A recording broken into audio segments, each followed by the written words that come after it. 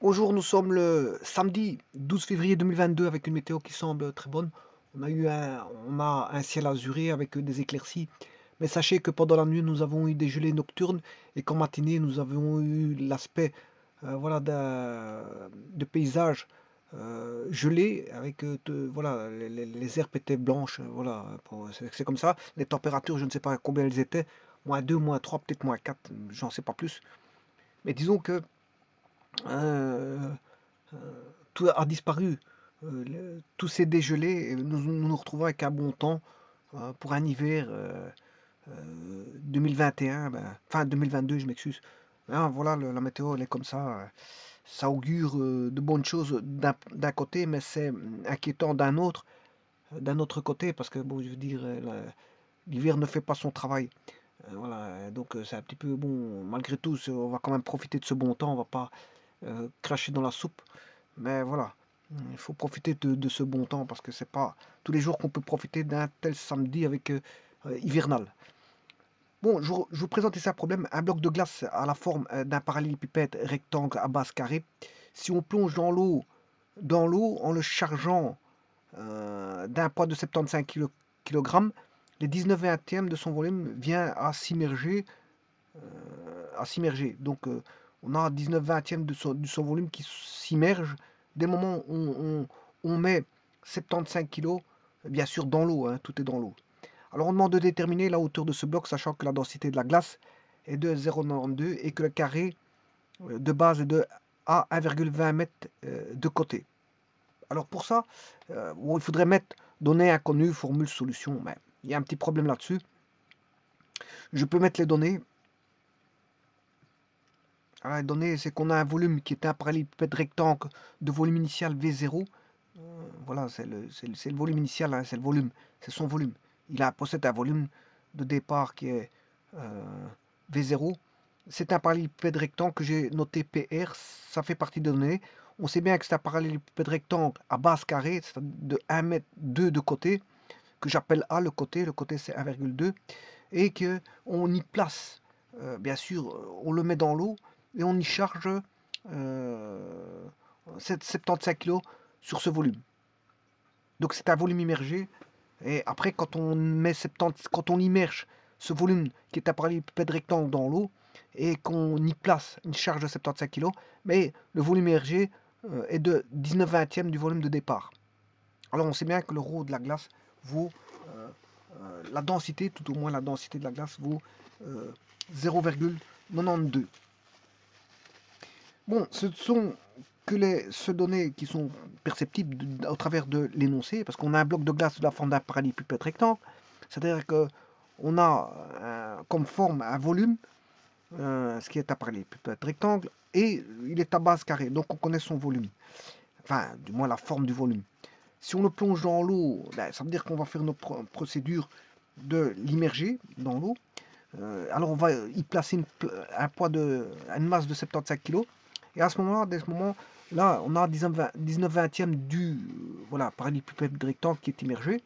On demande de déterminer la hauteur de ce bloc, sachant que la densité de la glace est de 0,92. On a un bloc de glace, on connaît sa densité 0,92, et que le carré de la base de ce parallélépipède rectangle est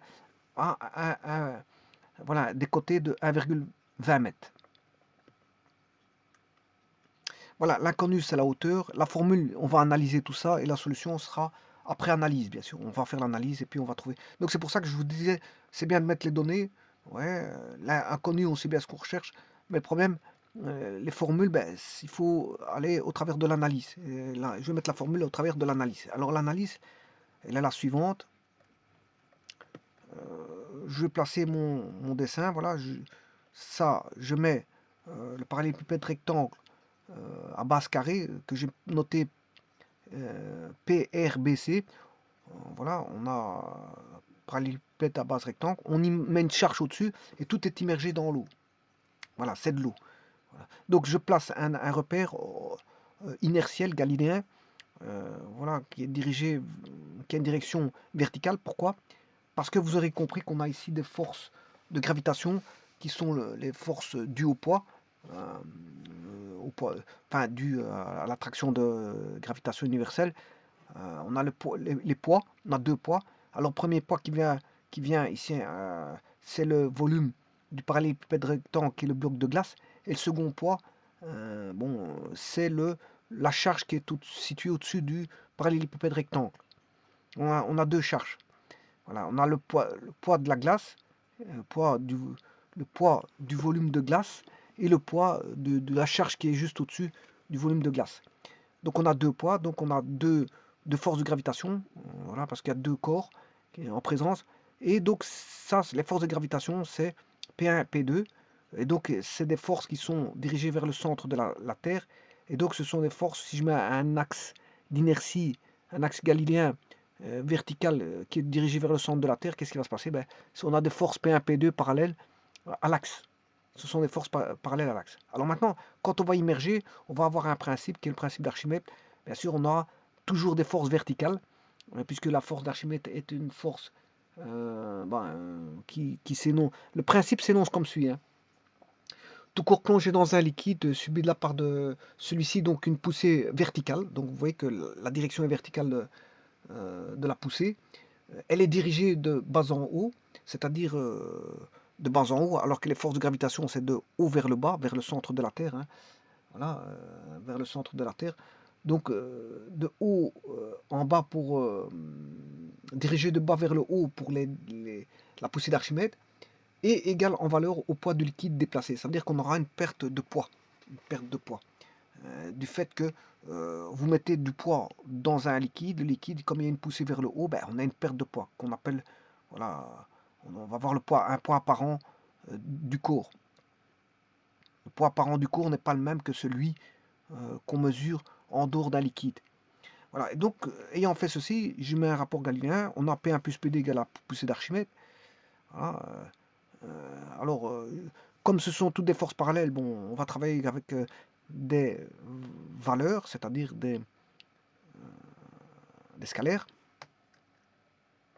Donc je pratique la force, enfin l'équilibre des forces statiques, somme des forces égale à 0. Nous avons trois forces en présente, P1, P2 et la poussée d'Archimède. Voilà. Alors la poussée d'Archimède, bien sûr, est dirigée vers le haut. Ça c'est la poussée d'Archimède. Voilà. Bien sûr, on a P2 que voici, vous le voyez. Alors, la force P2, elle est là. Due à la charge qui est au-dessus voilà, du parallélépipède rectangle. Et puis vous avez P1 qui est ici. Et que j'appelle ici P, c'est le poids du PRBC, c'est bloc de. C'est le poids du parallélépipède rectangle à base carrée. PRBC, c'est parallélépipède rectangle à base carrée. Donc vous voyez qu'on a trois forces. On a P2, et alors bon, PRBC, je l'appelle P1. Donc ce qui veut dire que en poids, on a P1 plus P2 égale à la poussée d'Archimède que voici. Donc on a un équilibre de force. Et bon, si je devais écrire somme des forces égale 0, j'écrirais bien sûr, ce sont toutes des forces parallèles. Si je les projette, ça fait P1 plus P2 moins P Archimède égale 0. Si je projette sur l'axe de Z. Alors on a une équation, je peux établir, voilà, j'ai l'équation.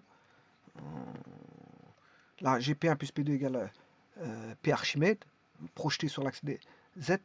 Voilà, donc on a le poids, c'est comme on a un fluide qui est, enfin comme on a un bloc de glace, c'est ρ glace fois V0. Alors pourquoi? D'où ça vient? Ça vient que, vous savez bien que la masse volumique, ρ c'est M sur V. Donc M est égal à ρ fois V. Donc là je pratique ρ fois V fois bien sûr G. Donc ρg fois V0, ça donne la masse du bloc de glace. Fois G plus la masse de la charge qui est juste au-dessus du bloc de glace, fois G pour avoir le poids de la charge.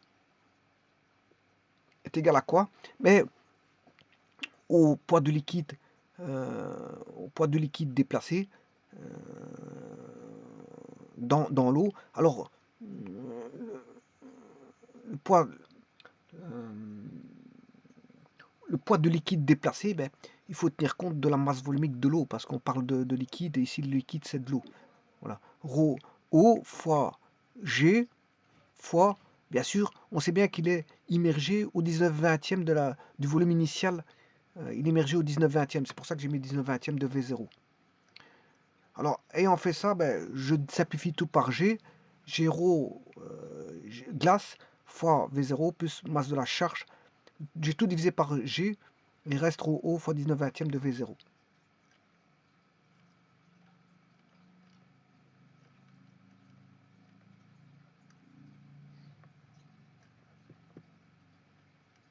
Et grâce à ça, je peux trouver la hauteur recherchée, parce que la hauteur est incluse dans le V0.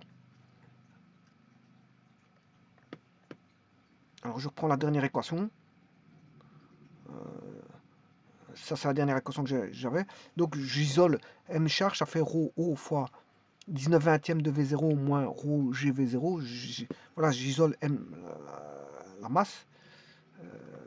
Et puis j'écris que je sors le V0, c'est M charge divisé par 19/20 rho O moins rho G. Voilà. Et ça, c'est égal au volume V0. Mais le volume V0, c'est la surface de la base fois la hauteur. Donc, ce qui veut dire que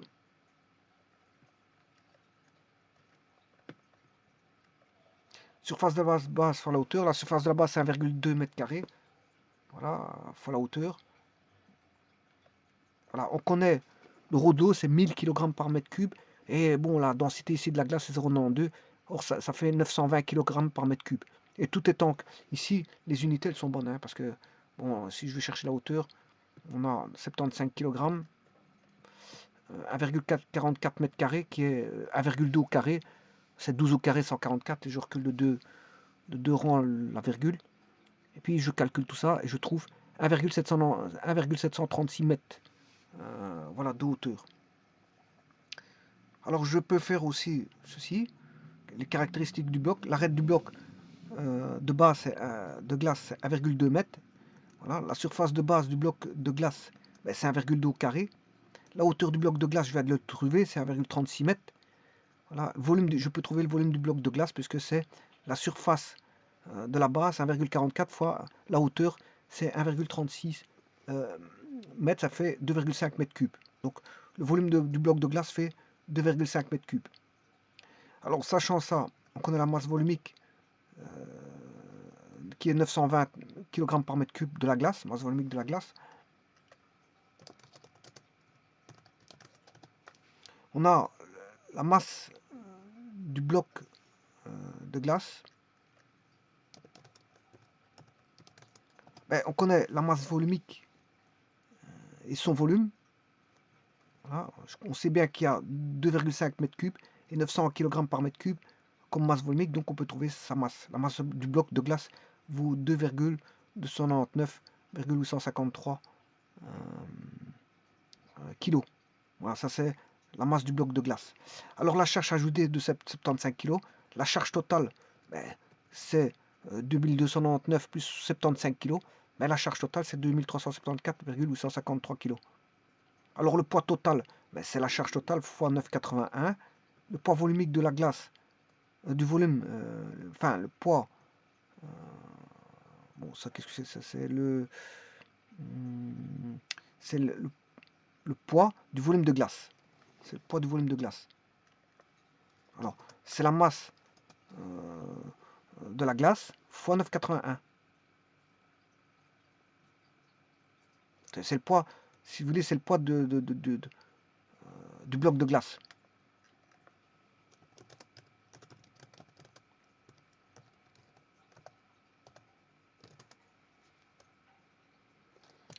C'est juste la masse qui est voilà, 2299 fois 9,81.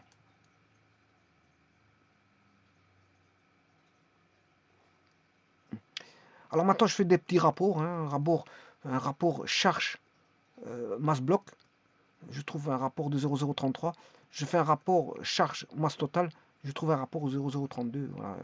L'écart, c'est parce que, bon, entre la masse du bloc et la masse totale, ben, il y a la charge. Il faut tenir compte de la charge de 75 kg.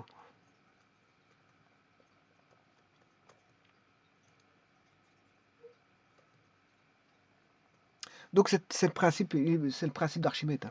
Voilà, je vous remercie.